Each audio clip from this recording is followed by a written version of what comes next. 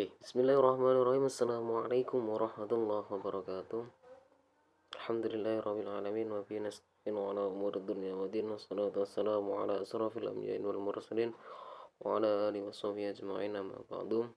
Kepada yang terhormat Ibu Zahra Nugraini selaku dosen pengampu metodologi penelitian pendidikan kuantitatif beserta teman-teman yang berbahagia. Di sini kami dari kelompok 2 akan mempresentasikan terkait hasil diskusi kami pada bab pengujian instrumen penelitian reliabilitas. Kami dari kelompok 2 beranggotakan 6 orang. Yang pertama ada Alif Fatoni, ada saya sendiri, Harijalu Muhammad Salisa Amri, kemudian ada Alif Fatoni, kemudian ada Alim Witri, Andi Yusuf, Anissa Ilma, dan Anissa Ayu Fitria. Poin yang akan kami bahas pada materi hari ini yaitu apa yang dimaksud dengan reliabilitas, apa teknik, kategori uji reliabilitas, serta jenis instrumennya. Adapun di sini saya akan menjelaskan apa definisi dari reliabilitas tersebut. Kata reliabilitas itu diambil dari kata reliability dalam bahasa Inggris, berasal dari kata reliable yang artinya dapat dipercaya. Reliabilitas merupakan kata benda, sedangkan reliable merupakan kata sifat atau keadaan.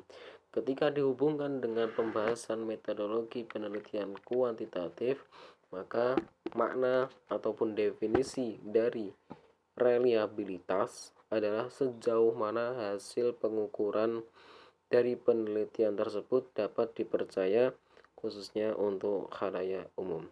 Mungkin itu sedikit definisi dari kelompok 2, akan dilanjutkan oleh rekan saya. Terima kasih. Saya di sini akan menjelaskan tentang beberapa teknik-teknik reliabilitas. Apa saja teknik-teknik reliabilitas? Oke, yang pertama yaitu teknik pengukuran ulang atau tes retest. Pada teknik ini, tes yang sama diminta menjawab pertanyaan dalam alat ukur sebanyak 2 kali, di mana selang waktu pun tidak terlalu dekat dan tidak terlalu lama, antara 15 sampai 30 hari. Kemudian barulah hasil pengukuran satu korelasi dengan pengukuran 2.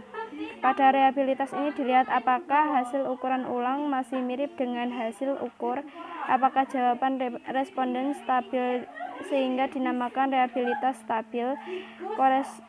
Korelasi dilakukan pada skor responden saja tanpa memperhatikan komposisi butir boleh apa saja dengan sasaran yang tidak perlu sama. Reliabilitas tes ini penting khususnya ketika digunakan untuk menentukan prediktor, misalnya tes kemampuan.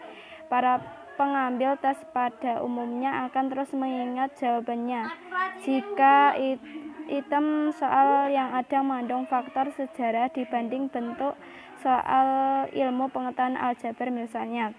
Jika koefisien korelasi menunjukkan tinggi, berarti reliabilitas tes bagus. Jika korelasi rendah, berarti tes tersebut mempunyai konsistensi rendah. Selanjutnya akan dilanjutkan oleh teman saya. Di sini saya akan menjelaskan tentang teknik belah dua.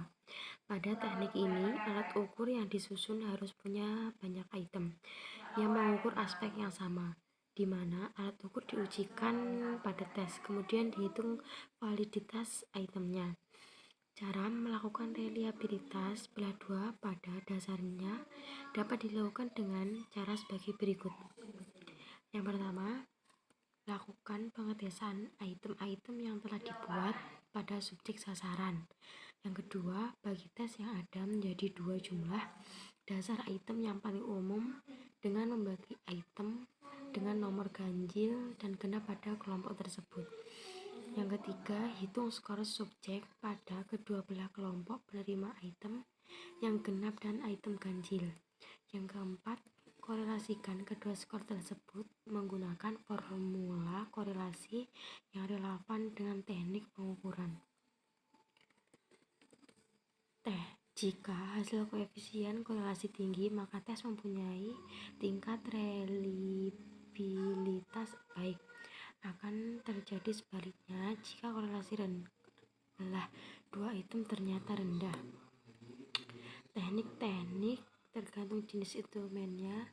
Yang pertama adalah Spearman-Brown atau split half. Pengujian reliabilitas dengan uji internal konsistensi. Teknik split half dari Spearman-Brown dilakukan pada instrumen yang memiliki satu jawaban benar. Instrumen tersebut misalnya pilihan ganda, mencocokkan, dan yang lainnya yang hanya memiliki satu jawaban yang benar.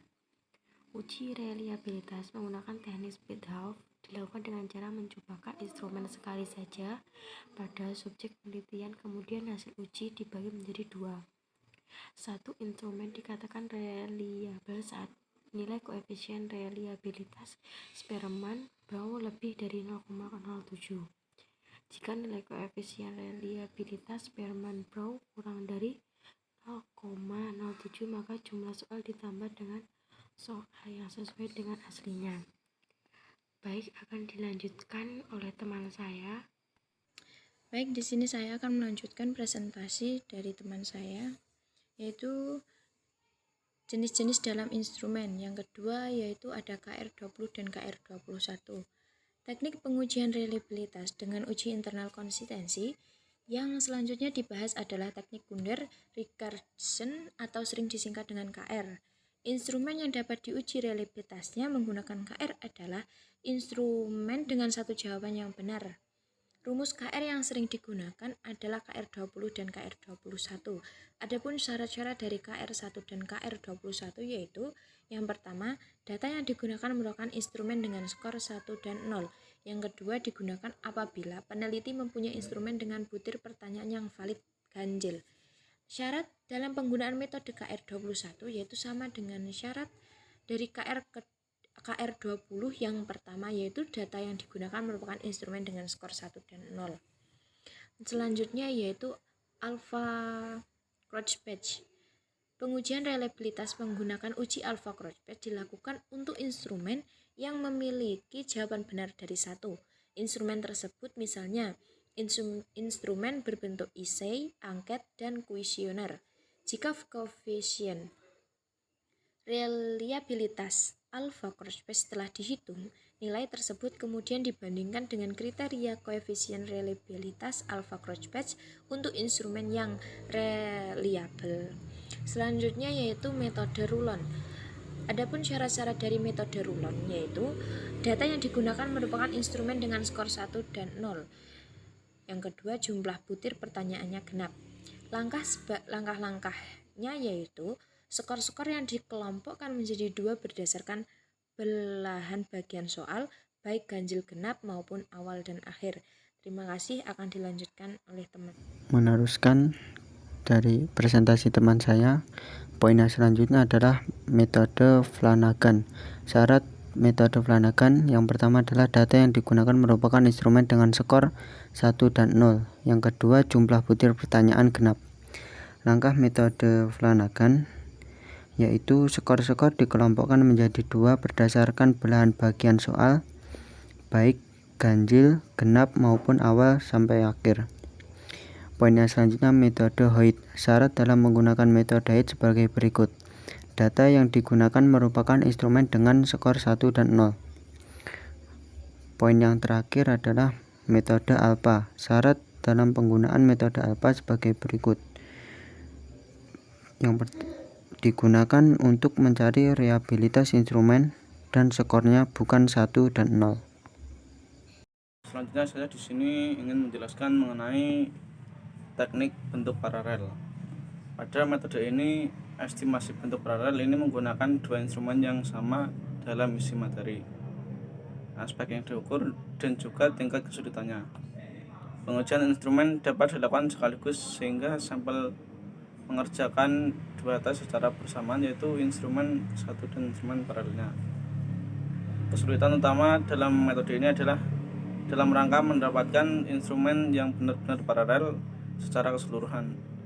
Untuk itu, pembuat instrumen harus benar-benar teliti dan mengoreksi satu persatu dari komponen instrumen tersebut supaya keduanya sesuai.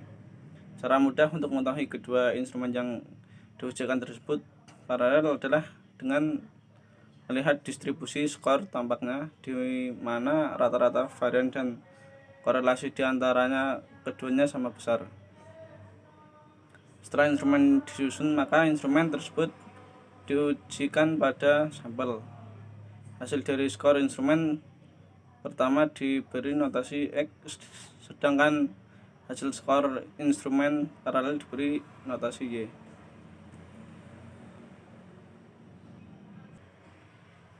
Selanjutnya itu saya akan menjelaskan mengenai kategori uji reliabilitas. Secara keseluruhan, uji reliabilitas harus memenuhi ukuran tertentu di mana hal tersebut bisa dikatakan cukup reliable. Mungkin itu presentasi dari kami, banyak kurangannya mohon maaf. Wassalamualaikum warahmatullahi wabarakatuh.